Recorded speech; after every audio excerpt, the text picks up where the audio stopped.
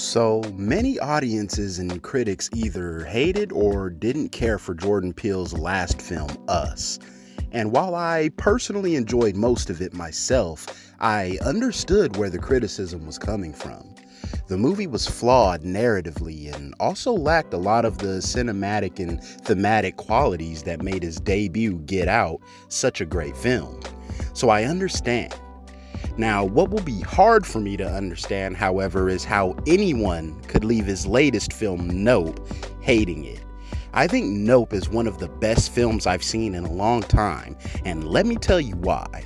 But first, this video is going to be more of a review than a deep analysis of the movie. The movie's still a little fresh in my head, so excuse me while I just share my thoughts really quickly on it.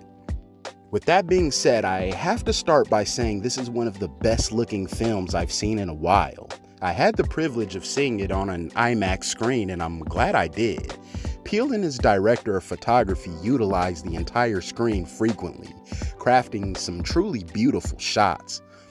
And I'm gonna get into a little bit of spoiler territory here, but one of the scenes in particular that I'm talking about is this scene where the alien is hovering directly above the home and essentially shitting on their house. Blood and inanimate objects pour over the home, and it's one of the best looking things I think I've ever seen. Sort of reminiscent of the iconic scene in the 2012 or whenever it came out Evil Dead remake, where it literally rains blood, but on a larger scale this movie is. There's also another shot that captures the inside of the creature as it digests its victims that it just swallowed up. There have been a lot of sci-fi movies and alien-inspired films, and to my knowledge, from the ones that I've seen, none have quite captured a scene like this. And I can also go on and on about the various camera angles used and different techniques to get shots to help convey emotion or suspense, but a lot of this also has to do with Jordan Peele's pacing and his blocking in certain shots. Peele has this knack for crafting tension, and in my opinion, it's this Hitchcockian influence that makes his work praiseworthy. Nowhere in the film is this better represented than in the flashback with the ape called Gordy. This scene details the aftermath of Gordy, a thought-to-be domesticated chimpanzee who at the sound of a popping balloon begins going apeshit, no pun intended. He beats and mauls to death an unknown amount of victims, and we see this all through the eyes of a young boy hiding under a table. So we only see what the kid sees. So when the chimp goes in and out of the shot, it's genuinely terrifying because we don't know where he'll pop up next or if he'll see the kid. But another spoiler alert here, he definitely eventually sees the kid and he locks eyes with him, which really feels like he's staring through the boy and directly at us, the audience. It's a scene I genuinely felt uncomfortable in, and it's hard to make me feel like that in movies. The entire scene is a masterclass in crafting tension, but also shows how important technical aspects like set and sound design are in movies. But the most impressive thing, in my opinion, about this film is that I thought I had certain things figured out based off the trailers or pictures that had been released, but the movie pretty much said, no the fuck you don't. I pride myself in usually being able to piece things together or know what to expect it to a degree, and I'm proud to say some scenes in this movie caught me completely off guard, and in the best way possible. For example, the scene with Gordy the chimpanzee isn't just an example of expertly crafted tension, it's a scene nobody is really expecting to see in an alien creature flick. This scene also ties into the woman with the disfigured face or the ET looking hand that we see in the trailer. And if anyone told me all of these iconic shots from the trailer would have been because of a homicidal chimp, I would have never believed them. Peele expertly manages to surprise me in a lot of ways in this movie.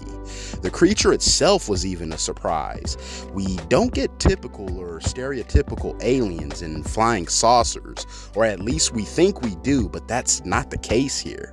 We get a legit flying predator of the sky, and that's kind of terrifying when you really think about it. Just like how in the ocean we're not really sure what lives down there, Peele really taps into that saying or feeling that we don't really know what's really floating above us all the way in the sky as well. Now, if I had to get into any negatives here, it would be that while I do love the film's visuals and unique ideas, they tend to overshadow the actual plot at times, especially towards the ending. But the central story is still an entertaining one. I've heard complaints about the narrative and pacing, and I have to admit, those are the weakest aspects of the film, but that's only by default because everything else feels pretty perfect in my opinion. The story still manages to be chocked full of relevant themes, such as how we live in this hubris-filled society, one in which we don't give the proper respect to situations or things we think we've tamed and or feel in control over. Beyond this, the movie fulfills character arcs and stays pretty cohesive throughout. Sure, some things happen that are pretty outlandish, but me personally, I think that this is part of the appeal. It's a blockbuster movie at its heart, heavily influenced by Spielberg and other sci-fi adventure flicks that are also outlandish in their own respective ways. Some people have also stated that the acting was a bit off. Personally, I do get it. Keke Palmer can be seen as a lot here, a lot to handle, but on the flip side, she's playing the hell out of the character that she's given to play, and she offers great contrast to the more reserved and stoic Daniel Kaluuya, who is proving to possibly be my favorite actor currently working in Hollywood. I personally thought the characters worked, but I can see how some feel otherwise. I guess what I'm trying to say with all of this is that I understand Nope isn't a perfect film, but in my opinion, that doesn't mean it's not a great one overall. On a technical, direction, and cinematography level, I'm damn near ready to call it a masterpiece. Thematically, it works as well, and it's full of great tension and mystery, some of the best I've seen in a film like this in a long time.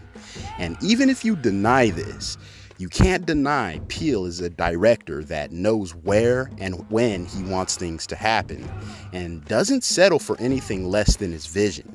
And his vision in Nope, at the very least, will offer you some things you've never seen in a movie before. I'm willing to guarantee that. And that alone is deserving of all of the hype that this movie is getting. I give Nope an 8.9 out of 10. So I know this movie is pretty divisive, and although I don't understand how personally, maybe you guys can explain it to me. Or maybe you liked it like I did. Either way, I love hearing from you all, so hit those comments up and let's talk about it. If you're new and love movies, hit that subscribe button, and don't be alarmed by me fumbling over my words here in this particular review or analysis of the film. I promise you, I just got out of the theater, I just finished watching it, so all of these thoughts are pretty fresh in my mind. I haven't really had a chance to write anything down. This is all just kind of me piecing together what I saw. It's definitely a film that I probably plan on seeing again in the near future because there's kind of a lot to absorb. Maybe I'll pay attention to more of the themes when I get a chance. Anyway, let me know what you think about the themes if you've seen it. Anyways, let me get out of here. I appreciate you guys. Hit that subscribe button. Be easy out there, and I'll catch you soon.